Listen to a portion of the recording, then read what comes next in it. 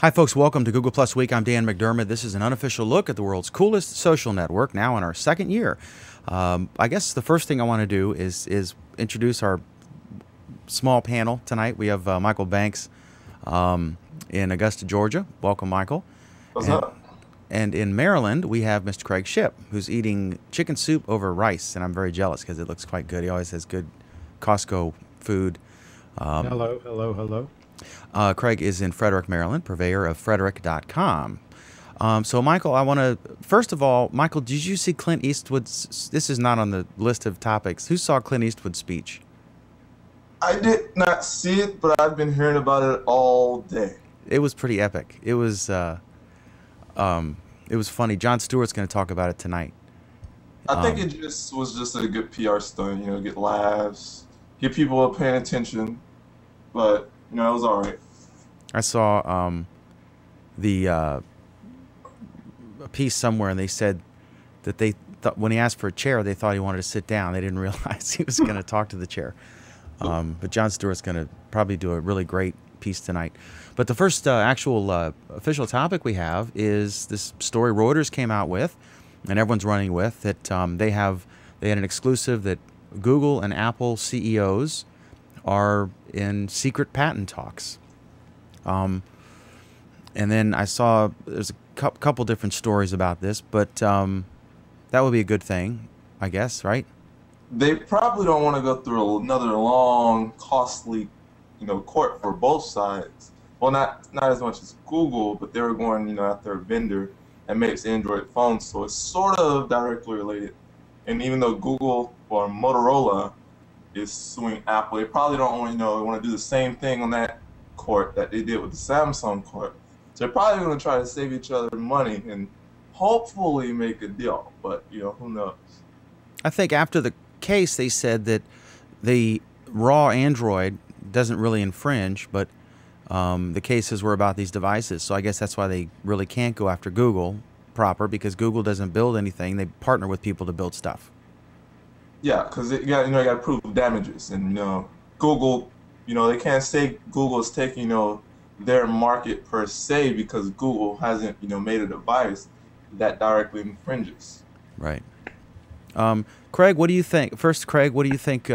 Did you watch the convention? Did you see Clint Eastwood's speech? I didn't see Clint, but I did see Romney a little bit last night. It's a dog and pony show. I think from what I saw, they did a good job. I understand that Alex Lindsay was helping out with the streaming. He was down there in Tampa. Don't know exactly for sure what he was doing, but that'll be interesting to get some of the backstory on that. Maybe he'll talk about it on some of Leo's shows. You know who Alex Lindsay is, right? No. He's the one that he has an operation called, I think, Pixel Core. And he is on MacBreak Weekly quite a bit with Leo Laporte and on some of his other shows. And he's been traveling around quite a bit, and he's involved in live streaming major events on the internet. So from what I understand, he was there in Tampa and was heavily involved in that. So it'll be interesting to hear a little bit of the backstory on that. But getting back to the patents, I just did a knife review video that I put up earlier today. And there's a gentleman by the name of Rick Hinderer, who's an ex-firefighter who makes custom knives. And they're very expensive pocket knives. They look a lot like this one that I'm holding up right now. This has titanium frame lock on one side and what they call G10 scales on the other. And this knife is a collaboration between Rick Hinderer and Kershaw, which is a big knife manufacturer in this country. They make knives in the United States of America. And this knife cost a fraction of what one of Rick Hinderer's custom-made knives costs. But it was a collaboration where these two companies worked together and did it, and everybody wins. The consumer gets a knife that's a lot like a Rick Hinderer custom knife, which is $1,000, for about $260 for this collaboration knife. So manufacturers can work together. They can license each other's ideas and so forth. This has a famous Rick Hinderer frame lock on it that he designed. A lot of the features in this are his design. It even says right on it, Rick Hinderer design. But it is a production knife made by Kershaw here in the United States. Not mass produced, but produced in much larger numbers than the handmade Rick Hinderer originals that he makes. So companies can work together. They can license technologies. It can be a win all the way around for everybody. So I do hope that Apple can sit down with the folks at Google and they can work out their differences and everybody can win here. I do think that whatever happens, we're going to continue to see innovation. We're going to continue to see smartphones get better all the time. It's just going to happen. That's Moore's law. Well, let me ask you. There's a. I guess I'm not a lawyer, but isn't there a convention where, not a group of people, but isn't there a mechanism set up where people will set up the equivalent of musical and mechanical royalties, where anybody is allowed to license certain things? And there's lots of patents involved in every phone that's out there. Yeah, there's something in the patent law where if something becomes so common and an accepted way of doing things, that basically the person that owns that patent is pretty much forced to license it to other parties at a reasonable amount. So in other words, they can't just sit on the patent and say, you can't use it. They have to be reasonable and they have to license that. So I think we're going to see some of that. We're also going to see innovators come up with new and different ways to do it. The ways that Apple did it when they came out with the iPhone, a lot of people did say, wow, as soon as they played with it, they said, this is a whole new way of doing it. It's better than what the Trio was. It's better than what the other, reigning kings of the day were doing. And so everybody said, wow. And now people are saying, oh, well, that's obvious. You can't patent that because, pinch to zoom and whatever. It's just obvious. Well, it wasn't obvious back then, when they patented it and when they came out with it. So I think the duration of these patents is something that needs to be talked about because technology is moving so fast, Moore's law and all that. So I don't think that a 17-year duration is reasonable anymore for some of these patents. But again, I think it all comes down to these companies need to work out their differences. It's a huge market. There are many billions of people that don't have smartphones yet. Everybody can win here. So, let's get them all to just sing Kumbaya and let's get the show on the road. That's what I say. Yeah, I guess not everyone has to license. I mean, like some companies don't even patent things because they don't want to. You have to reveal it to patent it. Like Coca-Cola has never patented their recipe because they would have to, write down the recipe for the patent office. Another big story. I know you're a big Facebook fan, and you have a lot of Facebook stock, Craig. Yeah, right. They reached 17 is my buy number. It hasn't quite got there yet. It's getting close. It's getting close. Today was a new low. I guess it finished at 1806. It dipped down to 1803 at one point. What do you think the bottom is? I said the day it came out, and I think I said it on your show, that my buy number was 17. I'm sticking to it. I think that's a good number. I think when it hits there, I think that'll be about close to the bottom. We can't always predict the bottom exactly, but what was their market cap when they first came out? About 100 million? Oh, I don't recall the exact number, but it was a big number. Yeah. Excuse me. It's now 38.69 billion. So that's less. And the immediate concern, or the reason I think, is that these guys are allowed to sell their shares now. Michael, what's your buy number for Facebook? I don't have a buy number. I don't think I'll be investing in Facebook stock. I do like watching this happen to the Zuckster. Anyway, Michael, I know one of the things about Facebook that drives me up the wall, although it's well-intentioned, is when it's my birthday, I have to spend about 3 hours thanking people, for hundreds of mentions. And here, I have a lot more people who interact with me than on Facebook. It's about 1,000 on Facebook, I think, and it's a lot more than that here. I guess this is, I don't know. What do you think? It adds value. I guess it adds, you know, I like it. It's a nice convenience factor. I like to know, whose birthday it is. I might not. Otherwise, I would never tell anyone happy birthday, because I might not look up each person's birthday and find out, oh, their birthday is today. Well, it's nice, social factor for a reminder, but I don't dislike it. I might dislike where it is. I don't like it on the google.com page, although they seem to be changing what they do on that page and the philosophy on that page, how it used to be. Yeah, they, Craig, they can you imagine one of these million people, and you wake up and they've had to extend the red notification bar halfway across your screen because you have 38,000 happy birthdays. I don't know. Does this matter, or is this silly? Well, the birthday thing is just on the Google homepage right now, right? No, I mean it's Google Plus. It'll don't they notify you, or it's notifications about birthdays. There's no notification, like no. I thought you had to see it on the Google Plus on the google.com homepage. Correct. Yeah, which I never go there, so it's a non-issue. Who goes there anymore? I mean, yeah, I don't ever go there. People do, but I mean, I don't. So let them do what they want with it. It's my homepage. I'm not again, Michael. Michael, I'm sorry. It's my homepage. I go there when I open Chrome. It's the first page. You're the guy that still goes there. Okay. They have like 100 million uniques a month or something. Yeah, you're right. You're right. Well, let me ask you this. I know. What browser do you use? I use Chrome. Chrome. Okay. Yeah. Is it just as good on Mac? I guess you don't have a Windows PC.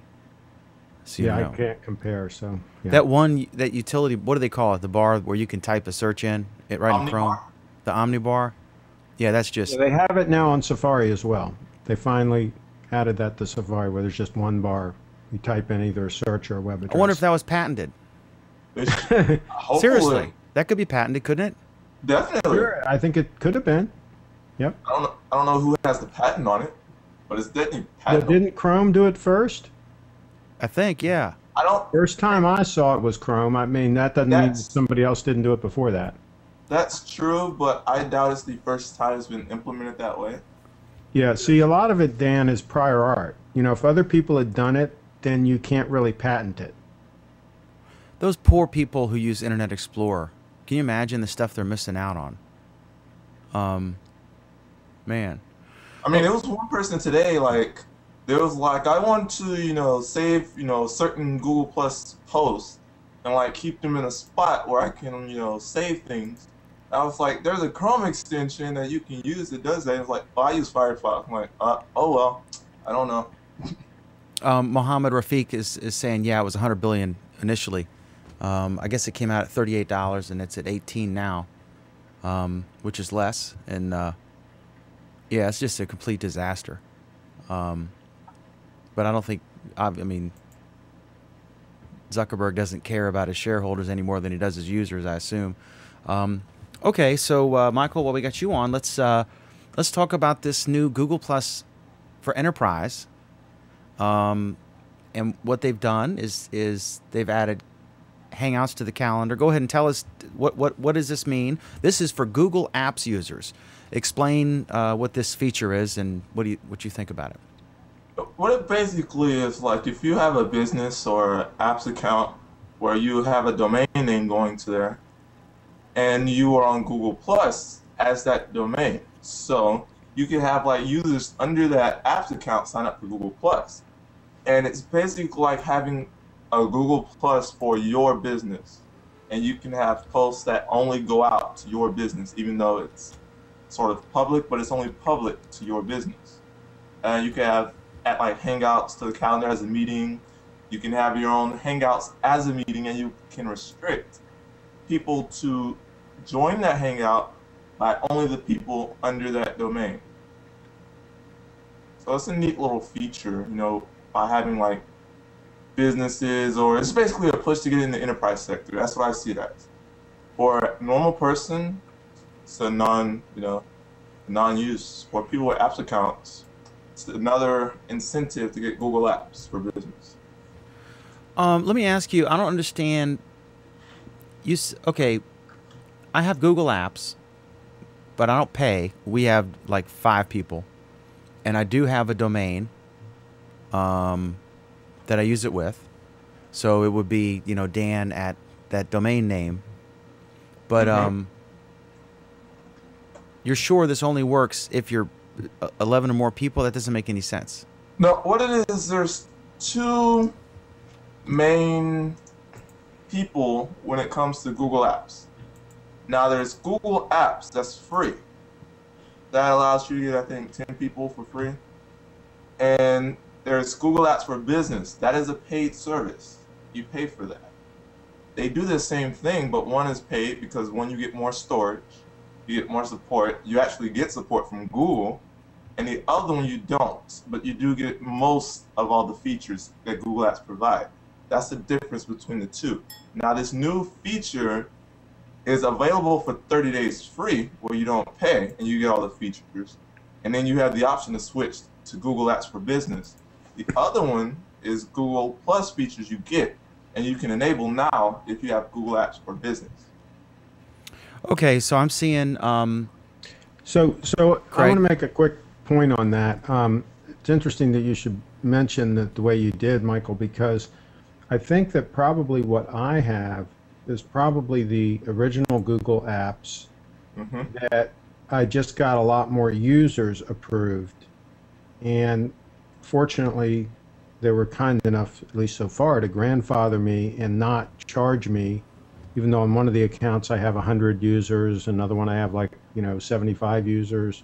That's correct. They've said they've grandfathered in everyone who had an older maximum will continue to have that maximum. Yeah. So they will grandfather that in, but no new ones will be created at that level. So it's really great for me because, for example, on Frederick.com, we gave a lot of people free email addresses, their name at Frederick.com, and we had set aside up to 1,000 users was what I applied for when I first signed up for it. And when I go into my dashboard and all, it still basically says that I have that maximum number. So I guess I can still add people up to that number. That's correct. My God, you saved $10,000 a month by doing that, because the vault it's either $5 or $10 per user. Oh, yeah. A month. Here is the pricing. 25, isn't it? No, here's the pricing as of right now. You can pay like $5 per user per month, or $50 per user per year, and that's the Google Apps for Business. This is the free one that's regular Google Apps. That's free for 10 users, and you get 10 gigabytes. Yeah. So you've got a. Alan, do you use this? Yes, I do. Okay, so you got to get to the $5 level to use the new Google Plus integration and admin controls and stuff? I don't know. Well, you always have admin controls. Even the most basic level has some admin controls. It's not clear to me yet, and I haven't looked into it carefully, just how much of the social you'll be able to get at the lowest level and how much you won't. Where did you see that, Michael? I'm showing you now. This is where I go to my dashboard. Now I have the free version, and right here you can see it says preview the premium features for Google Plus. And those are all the features that they have on there. And right here you said you need to be using Google Apps for Business to preview the Google Plus premium features. So when I click on upgrade to it, it says it is free for 30 days. And you don't even need a credit card to try it. But after the 30 days, you will need to switch to the Google Apps for Business. Well, it's interesting because a while back, I was given the option to turn on those, like Google Plus and these other features on my accounts. And I did that. Now, I guess it's not the more advanced version like you're talking? There's a difference. What they enabled for Google Apps I guess it was about 6 months ago now, finally, was the ability to create a Google Plus account from your Google Apps account. What this is, these are additional features. These are things like the ability so that when you create a post, you can only post to circles in your organization, or that the organization has default circles that are created for you. It's those kinds of things. Having the admin restrict whether you're even allowed to post publicly or not. So these are features that the Google Apps for Business controls will be adding, and they say there's going to be more coming in the future as well. And really, those are not features that I need because my users are more operating as individual users. They're just operating with a Frederick.com email address. In your case, yes. Yeah. But what this is clearly aimed for are slightly larger groups, slightly larger organizations, where they've already got established groups, which we could, call circles. And they want an easy way for these groups to communicate with each other. We might remember that it was just a couple of weeks ago that Google discontinued one of the, what did they call it? Google Apps for Organizations, or Google Apps for Groups, or something like that, where you had these groups of some sorts that were able to get Google Apps accounts. Those have now all been discontinued. And we're now seeing why they were discontinued. It's because they have a successor product using Google+. Alan, Bruce Turner was a perfect candidate for this. They used the phrase, we've gone Google. And there's a video that Mike Downs showed me from Google, and it's called, Going Google, or You've Gone Google, whatever it is. And it shows someone in a Hangout, and they talk about something, and at the end she says, okay, well, I'll follow up with an email. He's like, why? Right, that's one of their commercials. That's one of the commercials they have. Yeah. And I'll be honest, the company that I work for, we hang out on a weekly basis. It's a regular thing for us. And if you're in different places, like Bruce Turner manages a staff. He's in Lynchburg, but his staff is all over, and it's all telecommuting. Customer service for insurance. I work for a company where all of us telecommute as well. Yeah, so it's perfect. And we're very familiar with meetings that we handle remotely. But Hangouts have provided a whole new dimension to that, and we use it extensively. This is a big thing. This is a huge thing. I think it's telling that it's taken Google so long to finally get to this point. And they've teased us with additional features, but also kind of teased us that they may start charging for these features. Well, they might start charging for the business customers as well. Well, that's what I mean. Right. What they've said that's is fair. Right now the Google Plus for apps is free at least through 2013. After that, they're going to see. What's free? All of the Google apps, the Google Plus for apps, basically the stuff that they've started rolling out now, that we're talking about. Okay. Some comments here. I see admins can... let me do a brief rundown here of what this is. Private sharing, restricted posts, better integration to say only... Let's say it's prisoner.com or frederick.com domain, whatever it is. You can only share this with that folks who have that domain. You can there's Hangout integration with Google Calendar, which is awesome. Which all of us get. They talk about that, but everyone who has Google Calendar has this feature. Was it just not working with the Google Apps? No, it rolled out at the same time. Okay. This is now the ability that in your calendar you can say that this is a Hangout event. Or sorry, this is a Hangout meet. I don't want to use the term event because it's different than a Google Plus event. This is now a Hangout appointment or a Hangout meeting. And then there's the admin controls. Depending on what who you are, or whatever, what company. Like if you were, for secret stuff, the admin can actually restrict sharing to within the domain, or restrict to keep everything internal. Basically, you can create your own special private Google Plus system. Exactly. And it's impossible to post anything publicly or outside of that. You get your own sub Google Plus. Everyone can have their own social network for $5 a month. per Well, user. $5 per user. Yeah. Per month. But I got to tell you, compared to what some other companies are charging for similar features, that's Definitely. a deal. Oh, this is dirt cheap. Yeah, $5 a month. I mean,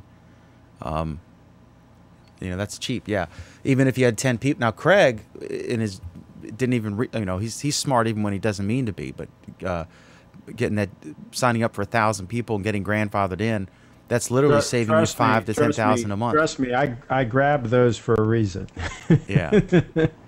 Okay, so this is awesome. So let me go to some. Let me look at the viewer comments real quick. Patrick Boak is he admins Google Apps for a nonprofit association. He says Google Plus for Enterprise is awesome. Admins can limit who sees posts. Abracadabra wonders, I don't see why this is new. I've been able to post within my domain for months. But I think mainly it's the admin ability to restrict you to only being able to do that. Google Apps for Business from Patrick Boak again. The free version who have chosen to automatically enable new services. Google Plus will automatically become available to all of your users over the next several days. Mike Fealty says, Alan, that locking people into organizational circles could make Hangouts more attractive for companies with concerns about privacy and chance invitation of members of the public. Certainly it would have prevented that famous, now infamous meltdown Yeagle. post Yes. from... Well, you have to remember what Yeagle was doing. He thought he was posting on Google's internal Google Plus. Right. So Google... Oh, is that what it was? That's what it was. He thought he was posting it just to Google. Oh, so I thought he clicked public by accident. That's not the case. He was Posting in the wrong one. So they have two. Oh, yes. They should have like red and white. So like there's no... They do. They do. It looks different. It does look different. In fact, if you look at some of the early rollout videos for Google Music, I believe it was, when they rolled out Google Music, they were showing the integration with how it was integrated with Google Plus. If you go look at some of those videos, you'll see that they were actually demonstrating it with the internal Google Plus. You know what they should do? They should allow for customization of that for the internal. Like if you set it up to have your own logo. I think you will, because right now with Gmail, you can get your own logo up there. So and the internal Google Plus has a different logo. So it wouldn't surprise me if at some point in the future that becomes one of the features that we see in the internal personalized Google Plus. There's a vanity reason to do it. It's cool, but there's a practical reason, as was... Right. You know. I think that the biggest problem that we're going to see right now is that it kind of starts making some issues with the identity thing. So for example, now if I've got Alan at prisoner.com using the prisoner.com Google Plus, is that the same Alan Furstenberg on the Google Plus and the outside world? And what if I need to share something on both of those worlds? And what if I have external customers that I want to be able to access some things in prisoner.com, but not others? And where these lines fall, how do we do this? And there is no way yet, but there's been some hints that they have a solution. Boy, haven't we heard that before. The glass is always half full with Alan. Patrick again. No, Dan. Let's just say that I am an optimist, and they never ever meet my expectations. Patrick again about Google Plus premium features. You can preview premium features for Google Apps for Business, Education, and Government for free. Is it okay? I don't understand this. Michael's saying he showed us the page there. Michael, you said you can only get it free for a month. Correct. But me as a normal Google Apps user for the free version, you can get it free for a month. But there's what can you get free through 2013? What can you get free from? That's just the features that they're offering for free. If you are already they're saying Google you got to Apps be for in the paid. User. You have to be a Google Apps paid user. Yeah. So you either have to voluntarily pay under 10 users or be 11 and up and be paying for it, and then these are going to be free through 2013. But they may be at like a $15 a month level or whatever. That's the deal? Okay. or more, and then that's from the that's from the support page. And then okay, Alan, did you see Clint Eastwood's speech at the Republican convention? No. Oh God, it's a must see. And I have absolutely no interest in doing so. Is it up on YouTube yet? Oh yeah, it's all over the place. Yeah, I'm gonna watch it again because I liked it, Craig. But I got a phone call. We were putting our paper together, the big Warren County Report paper, which comes out every 2 weeks, and that was the night. And the managing editor was on vacation, so I had to fill in for him, and so it was beyond hectic. And then I took time I was watching this thing, and I was getting these calls, and so I missed part of it. And I thought it was really cool in the beginning. I was watching it, and it was awesome. But then I see some people were just, making great fun of it. So I'm going to watch it again and see. Apparently it went on a little bit longer than they had anticipated. But, okay, so next up we have Alan, was this your topic? And then we're going to get to Google News. The notification thing. Tell us what this is about. One of the things that nobody had really commented on when the whole new set of notification tools came out. The ability to put people into circles, and if that circle gets sent a message, you'll get a notification about it. One of the things we discovered this week is that message that comes in has a little bar at the top in the notification that says you received this because it was sent to a circle that you asked to get notifications about. More info. And if you clicked on more info, it would let you change the alert level of that circle. So this is an instance where they're telling you why you're getting that notification and letting you change that if that's a problem. So this is a nice little thing that never really got mentioned, but is a pretty valuable tool, I think. So that's one of the good things. What kind of reactions have you heard? Have people heard from how the notification changes have come in? Michael, what have you heard? I've been seeing it be the case that people, like, if they were in a circle and didn't ask to be there, I would see in a lot of posts where they would say, please remove me from this circle to get these notifications. I've been seeing that a lot in other people's posts. That's what I've been seeing. I've seen that a little. I think that's tapered down a little bit as people are finally beginning to understand what's going on. What's kind of frustrating to me is I think the bugs are still there. That there's what? The over notification by emails. I'm still hearing people complaining about how they're getting emails where they didn't expect to be getting emails. That they have turned email notifications off, but they're getting emails anyway. See, I have no clue on how it's doing emails on my end, because I have a filter to automatically archive and mark as read. So I don't even use the email outside of it. How about you, Craig? Have you what sort of reactions have you been hearing regarding the notification changes from last week?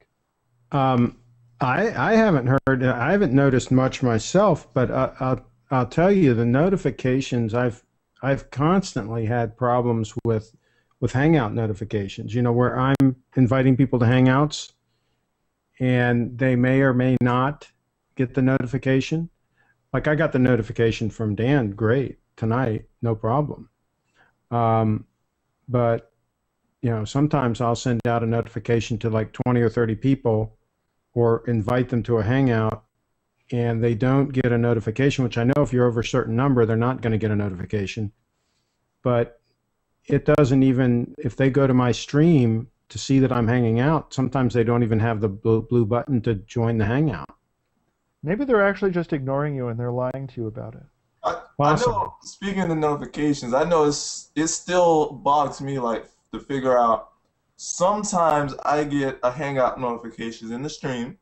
Sometimes I'll get it in the stream and the little red notification box.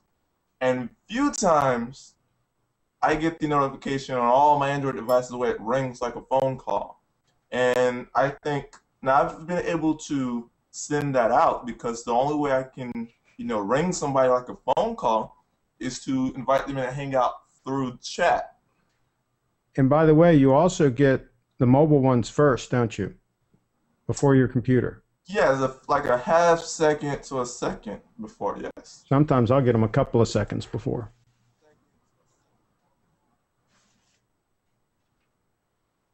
It'll be interesting to know how they tend to use the notifications on all the. I'm ready for it to get to a point where if I'm invited in a hangout, it'll ring every time. But that might be annoying to people like Robert Scoble, who, gets bunches and bunches of hangout invites. So it's frustrating for me when I get a hangout invite when I'm sitting at my desk, because I get 3, 4, 5 devices all start ringing at once. And I'm just like, whoa, wait a minute. I'm quiet, will you? So that can be kind of irritating. Okay, so moving on to some of the Google news from this week. There's still all of the aftershock from the Samsung Apple case. One of the interesting things that people are now beginning to realize is, hey, wait a minute, most of the claims don't actually have to do with Android itself. These were from Samsung add-ons. And while this is going on, Samsung staunchly defends itself, says we're going to fight to the end. Oh, and maybe we'll start working on some Windows phones instead. I see you smiling here, Michael. What do you have to say about all of this? I just think it's funny. And it was also funny how, they realized that, after so much, explanations about briefs and papers and documents, how the jury could find an answer in 3 days. That was like one of the things that tripped me out. And like afterwards, they're asking some of the jurors, like, well, I really didn't understand the case, what was going on or anything. But it looked like from, when I saw it, it looked like it, so they were guilty. Yeah. That was funny. Yeah, I think that's going to be an interesting problem when it comes to the appeal. And in fact, not even the appeal. It sounds like Samsung is going to be filing to have the jury verdict thrown out with the judge on any number of interesting faults. I mean, let's see. It sounds like the one I like the most is how they awarded damages for one of the claims that they found non-infringing. That was my favorite one. Let's see. And then every time the jury foreman opens his mouth, it sounds like he's essentially admitting that they weren't actually listening to the judge the entire time. And we know how much the judge loves to be listened to. So that's going to be interesting to see how all of that comes out. Let me take a look at the YouTube comments quickly. And there's a whole lot which I have only recently started looking into. So let's see. 97 Ridley concurs that some of the notification issues have to do with having over 100 people. I've heard that number over 50. I've heard that number over 25. I think these are unclear exactly what's going on. And as usual, Google's not going to tell us.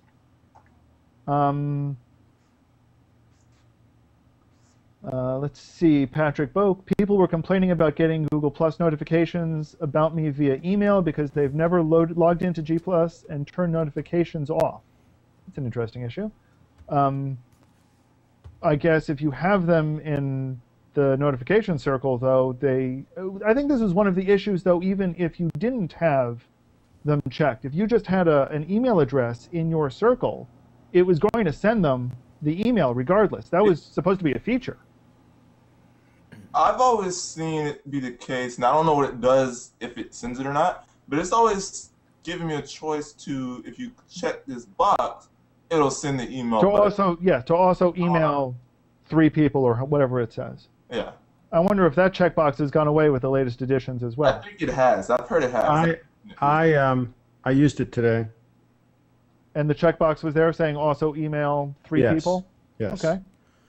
I've been playing around with a subscription feature, and I'm curious if any of you folks have. Alan, Linda, Lori, and I were testing this. We were subscribed to each other, and both of us are just almost at the spam level as far as posting. It's ridiculous. And so I'm getting like now I have 34 notifications. And then it gets even crazier if you +1 anything. But it was finicky at first. We couldn't get anything, and apparently there's some delay. But have any of you guys tried this? Your favorite person, you know, to get a notification? Someone like, for example, Jon Stewart posted today. It was a really funny post about the Clint Eastwood thing, and he only posts about every 4 or 5 days, right?